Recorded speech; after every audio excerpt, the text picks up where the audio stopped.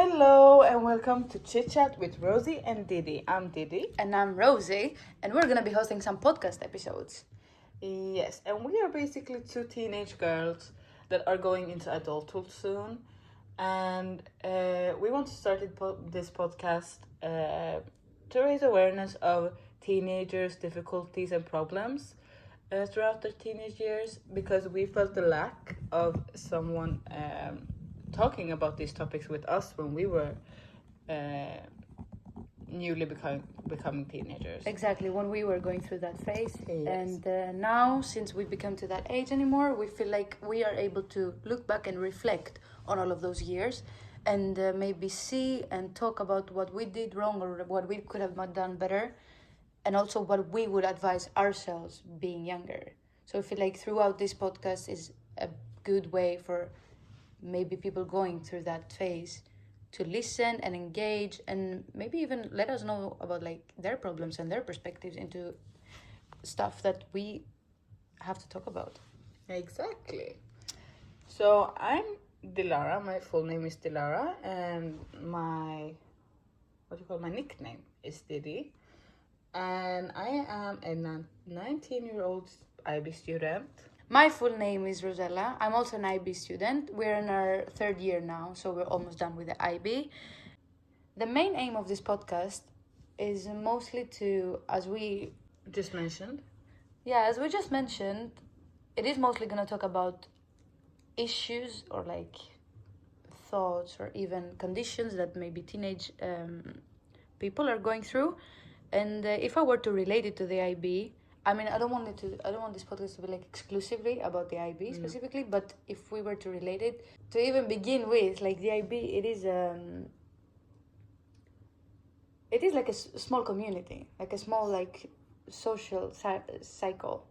Yes. Like I remember myself when firstly like entering the IB, like I didn't know nobody. I have never seen none of these people before, so it just felt like I was entering like a new world that I had to get to know like every new personality. And to be fair, if I am to compare it to now, I don't feel like I am the same person that I was once like I've entered the first year of high school. And I feel like that's when you start like living your teenage years more, like in the beginning of high school. I totally agree with that. But also I think that's very individual regarding to what person it is. Because some people feel like their teenage years start when they start high school because maybe they're a little bit later in the development in their teenage years, rather than some people feeling that they have gone through their whole teenage years already. Yeah, and puberty when they start high school. So that's totally individual. Yeah, that really depends on the situation. But if we were to talking about an average aspect, then I feel like most of us would agree that that's like when you feel it to its fullest. Yeah. Each one of the podcast episodes are going to have a specific theme and topic that we're going to be analyzing. And most of the times we're going to be asking you guys questions or, yes, maybe request you about telling us your thoughts or doubts or any story that you would like to share with us. We have already have asked questions for this episode, but feel free to answer more. No. Feel free to give us more stories, information, and point of views in regards of the topics that we're going to talk about in further episodes. Exactly. So, what is the first topic gonna be about in this episode? Didi. Our first topic is going to be relationships and social life. Oof, my favorite one. I feel like that's such like a attention grabbing, you know? Yes, it is. I mean, everyone likes to talk about this topic. Yes, and also I feel like when you firstly like meet someone, it's sort of the first things you talk about to get to know the person, you know? Yes, it is actually. I would agree with that. Mm-hmm. Because everybody has different takes on it. Everybody has experienced different stuff regarding relationships and their social life. Exactly, and that's what it makes it interesting to talk about. Exactly. So if I start with the topic relationships, Well, relationship, it could be anything. Anything. Even love relationships, Yes. friendships, Yes. even relationships with family. Exactly. I think teenage year is the years where you start to build your character, or at least you try to adapt and maybe adopt features to your personality in order to create it. So it's a really like shaky period when it comes to relationships, because you test a lot, you try a lot, you fail, you succeed. It is a emotion roller coaster, I would say. Yes, it is indeed. I would agree. And then also, like when it comes to social life, I think Yes. it worries many teenagers. Yes, it does. And especially when it comes to friendships and family relationships, because you are going through such a difficult phase of your life where you are basically, as Rosie said before, making your personality and taking that personality into adulthood. It's a big change in your life that you are going through these years, which is also affecting other people around you, such as friends and family. And that is also going to be one of the things that we're going to discuss today. But if we start with the relationships, I feel like everybody has different, how would you call it, like different point of views of relationships in their teenage years. You mean in any type of relationships? No, I mean more in romantical relationships. Romantic wise? Yes. Well, yes, I think what has to do a lot, it's many other aspects. For example, the way you were raised, or the culture wise, religion. There's so many aspects exactly that can affect that perspective of yours when it comes to relationships. And also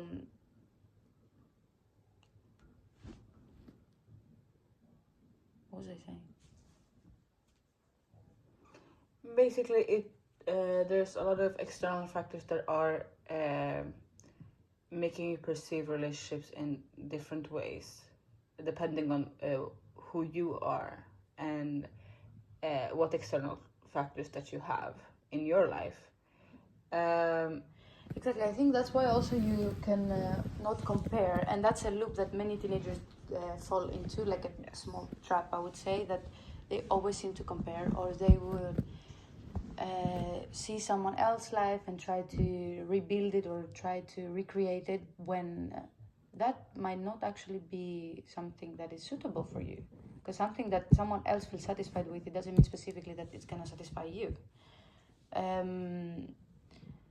So, for example, if I were to talk more personally, that's why I said I feel like there's so many external factors that can influence that. Because me, I'm new. I have newly, not newly, but I have recently moved to Sweden, and I have grew up most of my life outside of Sweden, in more like South Europe and Greece, where the mindset and the mentality is completely different with the way that things are working here.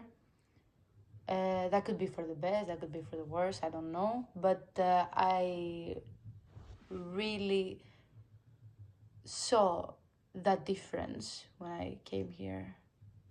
The way that teenagers grow up in a different, like in another country, comparing to here, or like more generally, how different you can grow up depending on your country, or like how your perspectives can change and alter depending on that. Just a question. What differences did you see when you moved to Sweden? Well, to be honest, and no offense taken, when I firstly moved here, I felt that most of the kids in my age, well, I'm gonna get cancelled. I said no offense taken. I felt like in this podcast, we are allowed to express ourselves and our own opinions. And everybody should respect each other's opinion, even though you do not agree with other people's opinion. It doesn't mean that it's right or wrong. Yes. We're just saying what we think, and we are very open to listening to your opinions as well. But to be honest, yes. When I firstly moved here, I felt that I saw a really huge difference when it came to the way of growing up, as if when it comes to maturity and being more specific, I felt like teenagers growing up in more like Mediterranean countries were more they were exposed earlier into life issues and stuff rather than kids or children here. So in one way, it made them more mature compared to here. Not saying that this is out of specifically bad to not be like matured, but that was like the main difference that I saw. Or like, yeah, for example, to make it more easy, in other words, stuff that people in my age found exciting, I didn't find them exciting anymore, because I had already felt like, oh, I found this exciting when I was younger rather than now. So yes, that's what I would say. I don't know, have you ever like felt something like that, or have you ever noticed? I think that as well is very individual. I have been born in Sweden and I have grown up here all my life, my whole life. And I can understand what you mean with that. For example, Mediterranean countries are much less controlled than Sweden are, or Sweden is. Just on the like law part, the restrictions are much stronger in Sweden in regards of, for example, alcohol, age limitations, and stuff like that. And that might be why you saw that difference when you came here, because stuff like that were much more restricted for people, or they are much more restricted for young people in Sweden. Yeah, exactly. But I have lived here my whole life, and I have seen ever since I was 12 years old that people started drinking back then. So there is still ways of teenagers in Sweden living that sort of life as well as young. Yeah, but exactly, because you mentioned the law part, or that it's much more controlled here.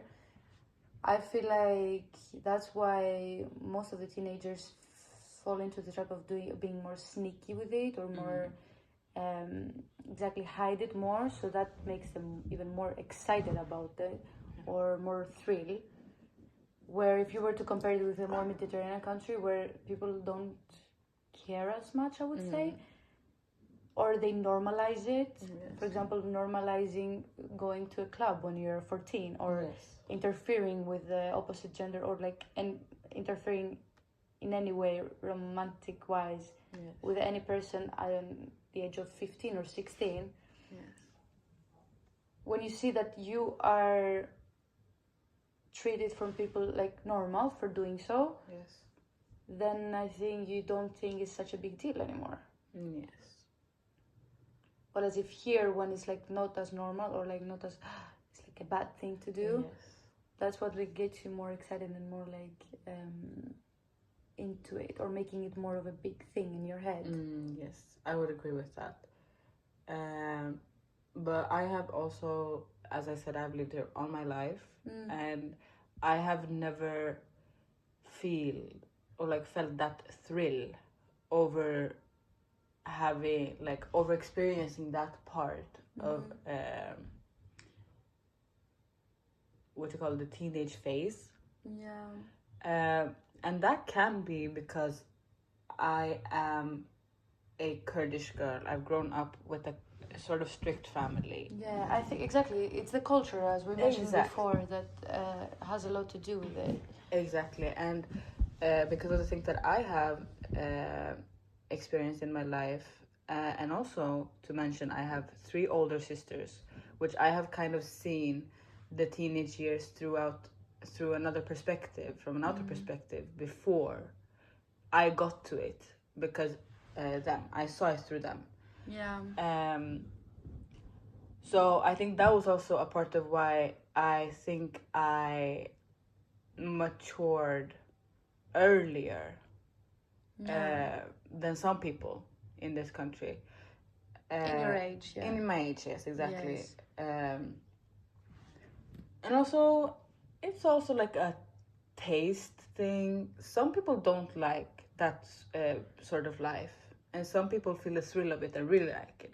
Yes, or maybe, I have seen there's many cases where people might not like it, but just because they see exactly that really relates with the social life, because they see people around them being so into it and having the fear of not like being left out or like missing out. They exactly again fall into the trap to try recreate and live that life, even though it might actually not be something that they really want. Yeah. But it's just something they try to do or like mirror from their surroundings. Yeah. But that really exactly depends really with the personality again, because for example, me knowing you, for example, and you having more of a strong personality, even though you saw that around you and you might have liked it or not, if you didn't feel like doing it, then you wouldn't do it. Exactly. Yeah. But that depends on the person. But how was your dating experience going through the teenage years? Well, to be honest, I always remember my parents telling me, don't rush to grow up. Don't rush to become old. Like, you're going to become old, you're going to leave everything, and then you're going to wish to turn the time back and become young again. So I sort of, to be honest, I had never in my life said, oh, I wish I was older than I am. Because, I always had people, or like I remember my friends around me telling me, oh, I wish I was 18, I wish I was 18. No, I feel like I enjoyed every single year of my teenage years specifically that I have went through. Even though I might have done stuff that maybe they're not like meant to be done at my age. Yeah. According to the stereotypes. Yeah. But anyways, I would say yes, that I sort of feel like I started my, not dating life, but coming into that season pretty early in my teenage years. But that was because I remember specifically, I don't know if I've told you this story actually. Interesting. Yes, I remember to this day, after so many years, I remember the first time that someone tried to talk to me. Oh yes, you did tell me. I did tell you. So basically, I was 14 years old, and around that age, you don't really, or I feel like you don't really care how you look like. Or back then, yes, I don't feel like we cared as much how we looked like or what we were gonna wear, or we didn't try to grab the attention around us. We were just being kids. Yeah. So around 13, 14, I remember walking outside, going to my cousin's house, and I was just wearing my favorite pair of pants and just a cropped t-shirt that was I thought it was stylish at the day. And I remember a motorbike passing by next to me with a guy riding it, stopping in front of me. He laid off his hand and tried to introduce himself to me. And I remember I thought it was so strange. I thought that man wanted to ask me oh, do you know the way, the direction there, or whatever. It didn't even cross my head. Yeah. But then he proceeded to tell me his name and his age, and told me, oh, you look so beautiful. So I said, oh, thank you. I didn't know how to react on it. Yeah. And he told me exactly that you're so beautiful. And then I told him, oh, but I'm 14, because I could literally see on his features that he was way older than me. Yes. And I remember the shock in his eyes. He did not expect that. It's you are 14, there is no way. So he was way older than me, and he said, okay, I'm sorry. And then he was so kind and polite and left. Yeah. But I remember I was thinking about it the whole way walking to my cousin's house. Yeah. I'm like, what did just happened? And I'm Yeah. like, do people do that? Yeah. Like, is it a thing? Can I actually attract something like that? Yeah. So that's where everything began, Oh. and I think that's where like my head started getting more air, or like when it comes to that specific area. But what really helped, exactly as you mentioned your siblings, what really helped me to that, or like through that phase, was my brother, because he was always there for me to tell me what's wrong, what's right, to make sure I'm safe, or like what I should avoid. So that also helped me to see this from a third eye, or like from a third point of view, in order for me to not just like live in my own little dream, and fly up in the sky, you know. Yeah. But what about you? How was your like relationship experiences, or like how do you remember it going into it? Okay.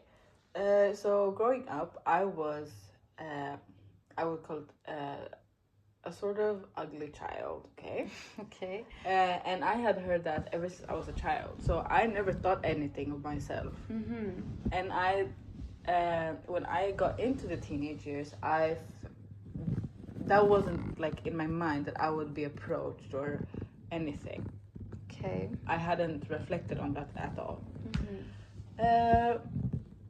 But yeah, and then one day I was in Turkey on vacations with my family, and I had gone to the beach by myself one day because my parents were fixing something with our apartment in Turkey. And they all had to do something, so I just went by myself. And there was an old man staring at me for a long time, but I didn't think much of it. And then I went into the water. I was swimming by myself, and yada yada. And then this man that looked like he was maybe 30, 35. Mind you, I was 13. Wow. Yes. And you could clearly see that I was not a mature lady. Yes. It was obvious. Like you could tell like you were underage. Exactly. Even though I have heard all my life that I look more mature than I am. Yeah. In my look wise, I have always look like I'm older than I am. And I've heard that from doctors, from teachers, from my family, everyone. Okay. But still, it was obvious that I was not above 18. Anyway, so he starts to approach me in the water, and he just starts a regular conversation with me. Oh. Yes. And I didn't think much of it. I was maybe this man, he was by himself as well. And I was really innocent back then, so I didn't think much of it. Okay. And then he proceeds to tell me that I'm so beautiful. Oh my god. Where I'm coming from, who I am there with. Okay. And he proceeds to tell me that he wants to find a wife. And I tell him I am 13. I'm 13. Yeah. And he was like, oh, what? He got so shocked. Whoa. Yeah, he got shocked that I was 13. He couldn't tell. No, he couldn't tell. Okay. And then he asked me if he was making me uncomfortable. Oh, okay. And as innocent as I was, and I was scared at that point, because that man was like 35. Oh, yeah. And I just said like, oh no. But then I disregarded myself from that conversation as soon as I could. And I rushed out of the water. And then I, in a rush, took all my stuff and I basically ran home because I was so afraid. Okay. So that was my first experience of being approached. That wasn't that well. Yeah, and then I went home. I told my dad, and then my dad wanted to find this man. Okay. All right, that escalated really nice. Yes. But yeah, after that though, how like did you? I think that experience made me kind of feel sort of off when it came to. Oh really? Yes, it did. I felt completely the opposite. Oh. After my experience, I felt like, oh, I have the power now to do something like that. You know, to attract people or like interact with people just because of who I am. Yeah. So that's how like it escalated as well when it comes to my Your dating life. my As, ongoing like daily life as in a whole, like in general. And that's also what created my perspective of relationships when it comes to friendships as well, but also specifically more romantic wise. Yeah. Because I've always felt like it's such a strong feeling to have feelings for someone or like love someone. Yes. Not only in a romantic way, exactly. Yeah. Like it could be for anyone, but someone that you feel that you're really close with. Yeah, I have seen that on you. I see that you have you're very well connected to your feelings. Yes. And you very often act out on your feelings. Yeah, I mean, that's a habit of mine. I don't know if it's good or not, but... it can be both. Yeah, it can be both. But to be honest, I kind of like it to this day, even though sometimes it hasn't... It's like bring me really good results, but that's who I am. What can I do? Yeah. But yeah. Yeah, so that experience made me kind of feel off towards the whole thing about going into that sort of life. Yeah. And so it didn't intrigue you into... No, it didn't intrigue me at all. Yeah. It worked otherwise, yeah. Exactly. It worked on the opposite. On the opposite, exactly. Yeah. And I felt during, like, ever since I was a child, I've always prioritized other stuff rather than guys. But don't you think that's because of also a way you were grew up? Yeah, like you have grown up, or maybe exactly seeing your sisters, prioritizing indeed their love life and putting everything behind, and see where that led up to. Yes, I think so, and I also feel that I prioritize differently as a kid going into teenage years, by reason of my sisters being sort of problematic, and I had always been seen as the perfect child in my family. I never did anything wrong. I was never provocative towards my parents. I was always obeying them. I was going to sports. I was well in school.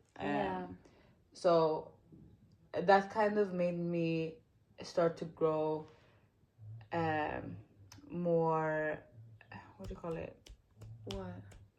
Grow more? Prestationsångest.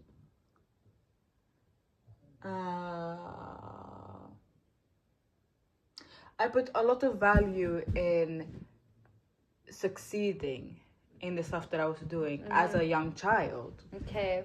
Which made me kind of prioritize the things that I felt were more important in life rather than the superficial things such as boys, relationships, and partying and stuff like that. So that was due to choice. That's exactly, what you're saying. Exactly. Yeah, okay. And then also this whole situation happening also kind of added to my feeling of not being for it that much.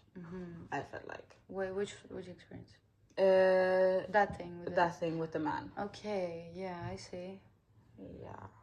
Well, that's totally understandable, and it's logic. Like I can see why. Yeah. It happened to be like that for you. Yeah. But yeah, when it comes to emotions, as I said before, or like what you said, I've always had a motto in my life that you need to feel it to its fullest. I even remember caught myself, going through these teenage years, even though I try to live every moment and be so like the typical teenager that just lives everything and doesn't care, doesn't bother about other stuff. Yeah. I would feel like I was like that to an extent. I was still understood what I was doing, or like even I knew what was wrong and right. And even though I was were to do something wrong, I knew it was wrong, but I would still do it because I would just think, okay, it's better to face the consequences rather than just regretting not doing it, Yeah. So that's also why many things I didn't take them to heart. Yeah. Because I remember when my friends around me at that age started to creating their relationships, those first relationships Yeah. that don't really mean anything, Yeah. but when you're there in the moment, it's the world to you. I remembered, even though I was so emotional, I would still understand that, it's not gonna last. You're like, exactly, you're building your character now. Yeah. You don't know what you like yet, so Yeah. you're not sure if you like the person that you are with. So if it ended up not being well for them, or like not ending in good terms, they would take it too hard and they would feel heartbroken. So I remember catching myself like, like, no, it shouldn't work like that. So I would tell myself, I want to know how a heartbreak is. Like, I want to feel it. Yeah, until I grew up a lot, and I actually felt how it was. So it wasn't really nice, but that's why we asked you guys to let us know how your experiences was, right? Yes, exactly. Because I have never felt heartbreak before. You've never? No, I am actually in my first relationship ever in life right now. Wow. Yeah, that is crazy. Yes, so I would really like to hear your point of views on heartbreak and how your guys' heartbreaks were. Yes. Well, we had asked this question on our social media to get some stories from you guys. Yes, that we can see, comment on, listen to your side of heartbreak, because it might not be the same for everyone. Yeah. And also maybe even give advices for like how to avoid it or how to deal with it in the future. And of course, everyone is anonymous, so we're not gonna mention any names in here. No. We got one message with the heartbreak story, so let me read it out to you guys. Mm-hmm. I had my first heartbreak when I was 14 to 15 years old. I had a boyfriend who was 3 years older than me. He was my first in everything. Mm-hmm. One day, when everything was completely fine, he suddenly wrote that he wanted to break up because he was in love with my best friend. Oh my God. And that they had been talking behind my back for 1 to 2 months. I cried for 24 hours straight, and my older sisters called me silly for crying over something like that. And he's engaged to a girl that is younger than me and has 2 children today. So this message is coming from a girl that is an adult now, but she's explaining her heartbreak story, her first heartbreak story from when she was a teenager. Mm-hmm. And we can even see the update now where he ended up. Wait, the girl that he's engaged with, is she? No, it's not the best friend, right? No, I don't think so. But the fact that she's younger is crazy. Yeah. Anyways, well, that sounds like a typical teenage story. Yes.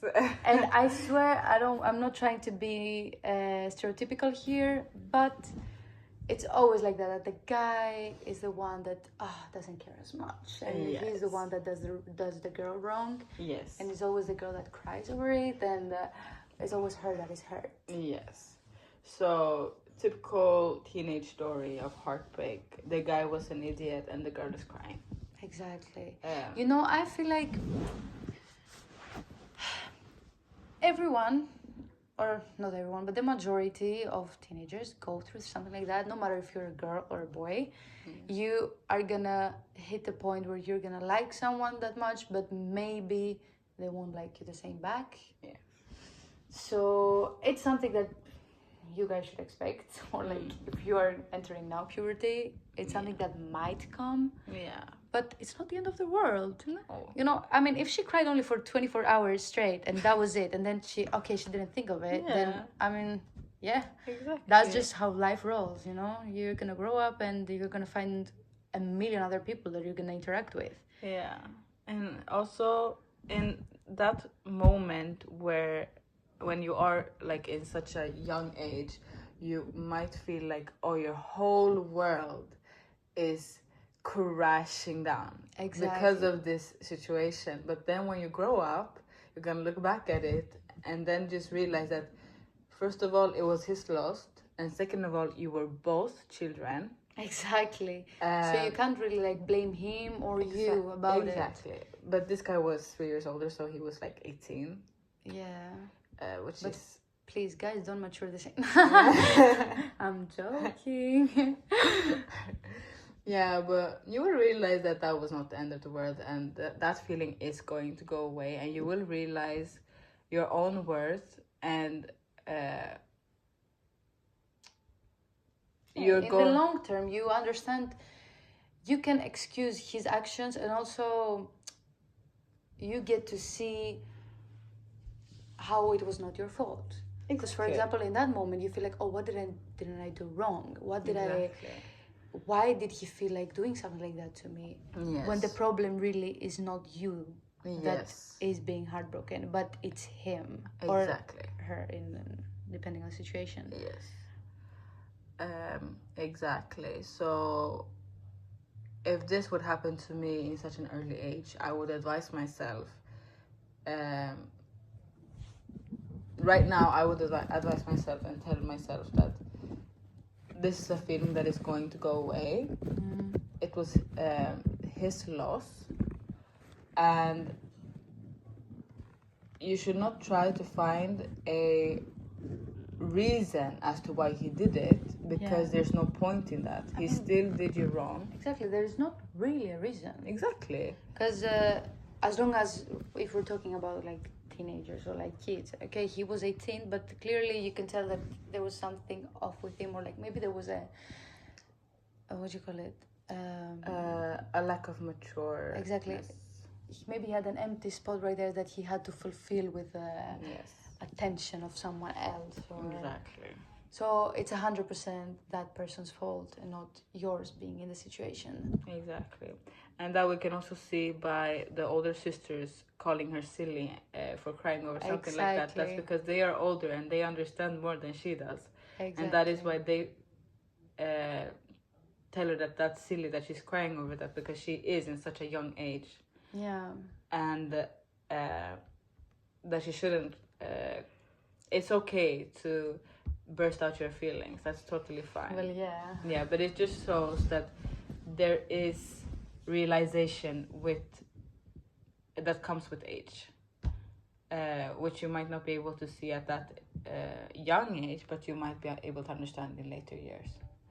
Yes, and again, it really depends on the personality and the person that you are yourself. Yes. Because, for example, I also had never experienced a heartbreak, but I did. So I have experienced a heartbreak once in my life. And I would say that it was a heartbreak as if in a way that, not because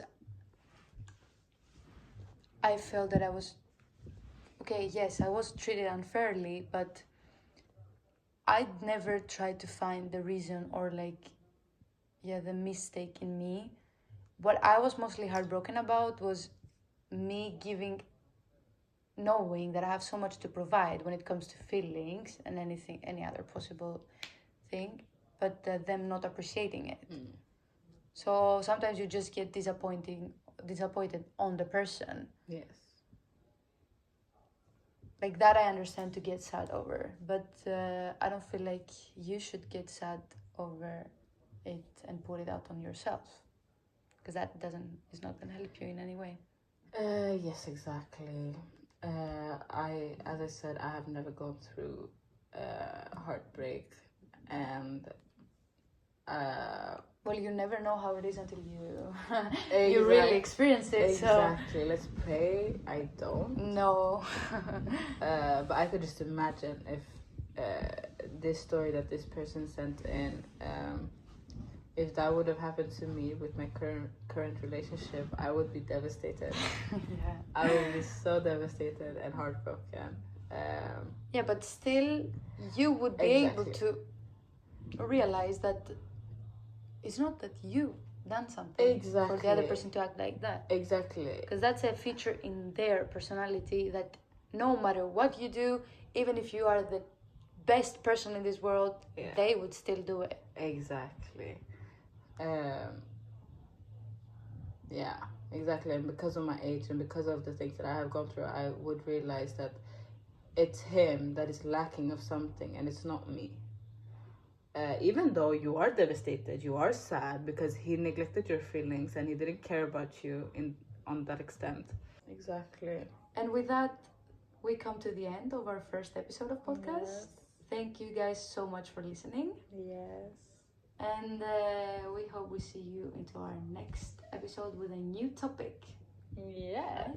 I hope you all enjoyed the podcast today and felt that you could relate and that you could see other perspectives of the topics that we have discussed today. And we hope that you maybe got some help from this episode or another point of view. Yeah, feel free to let us know if you didn't agree or if you did agree with what we said. Bye-bye. Bye.